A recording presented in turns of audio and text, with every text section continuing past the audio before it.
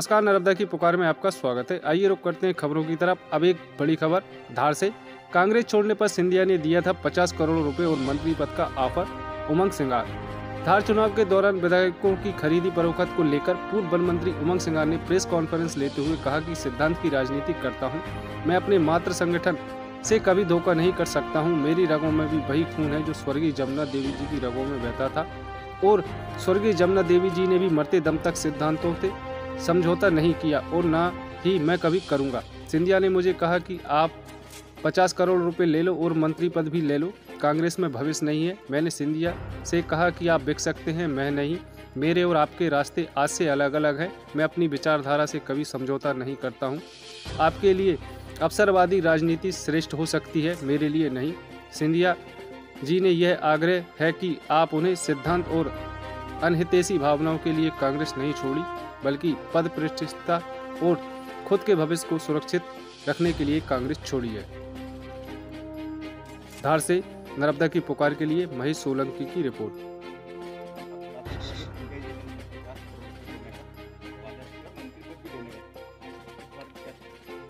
देखिए, बिल्कुल सही बात है। जिस प्रकार से सरकार गिराने की साजिश, जिस प्रकार सिंधिया जी ने सबको चार्टर पे ले गए, उस समय मेरी उनसे चर्चा बात की और स्पष्ट कहा कि भाई आप उमंग, आपको मेरी भाजपा से बात होगी और आप कांग्रेस पे कोई भविष्य नहीं, आप आ जाइए, आपको 50 करोड़ की व्यवस्था करा देंगे और मंत्री पद आपको दे देंगे। लेकिन मैं आपसे यही उनको कहा है कि मैंने क्या सिद्धांतों की लड़ाई लड़ता रहा, जमुना देवी जी के उस परिवार से हूँ।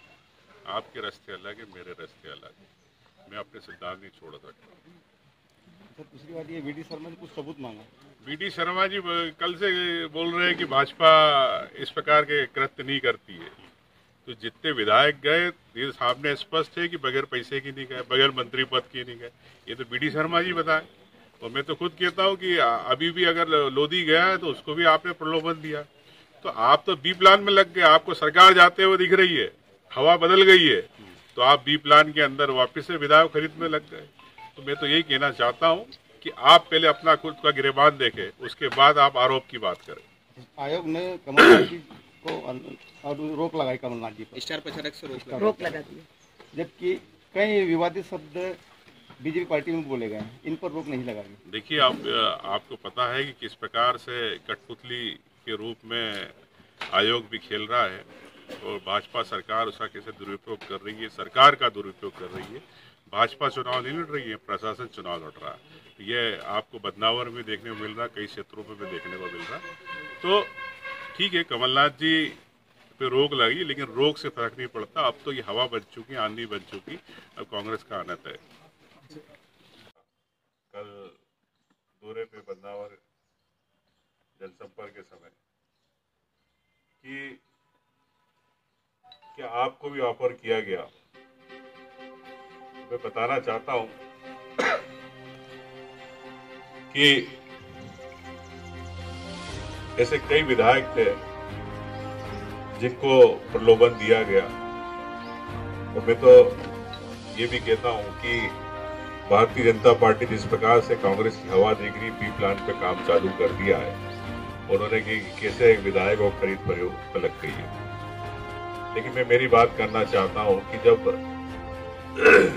भाजपा सरकार बनी, कई विधायक बेंगलोर गए, उस समय सिंधिया जी से बात हुई। सिंधिया जी ने कहा है कि कांग्रेस में अब कोई भविष्य नहीं है आपका, आपको भी जो आपकी आर्थिक स्थिति है उसको लेके हम भी आपको कर देते 50 करोड़ की व्यवस्था। मेरी भाजपा में बात हो गई है और आपको मंत्री पद दे देते। तो ये वीडी शर्मा जी कल कह रहे थे कि खुलासा कीजिए अपने नाम का, किसने कहा? तो सिंधिया जी ने ये बात कही थी, स्पष्ट करना चाहता हूँ। और उन्होंने स्पष्ट कहा था कि कांग्रेस में कोई भविष्य नहीं है और भाजपा में मेरी सबसे बात हो। तो जिस प्रकार मैं यही कहना चाहूंगा कि हमेशा मैं सिद्धांतों की लड़ाई लड़ता रहा, सत्य की लड़ाई लड़ता रहा। जमुना देवी जी के उस परिवार से हूँ जिनके खून में हमेशा एक सच्चाई रही है और गरीबों के लिए लड़ते रहे। तो मैंने सिंधिया जी को कहा भी कि आपके रास्ते अलग है, मेरे रास्ते अलग है, मैं सिद्धांतों की लड़ाई लड़ता हूं और मैं उस पर कायम रहूंगा।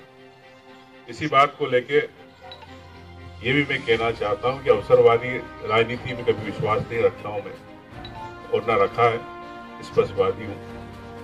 यही मैं आपसे कहना चाहता हूं कि भारतीय जनता पार्टी जिस प्रकार से विधायक को खरीद फरोख्त में लगी है, वो कर रही है, क्योंकि भाजपा बौखला गई है कि सरकार हमारी जा रही है। तो ये सिंधिया जी और कई लोग जो भाजपा में चले गए, गद्दार उमंग सिंगार नहीं है, गद्दार ये लोग हैं। ये मैं आप लोगों के बीच में कहना चाहता हूँ। धन्यवाद। बीजेपी ने एविडेंस मांगे थे, किसी प्रकार कोई एविडेंस है? ऑडियो है? ऐसा है कि जब दो लोग बात करते हैं तो ये घटियापन होता है कि किसी की रिकॉर्डिंग करना, ये करना, ये तो एक बंद कमरे की बात होती है जो स्पष्ट होती है। धन्यवाद।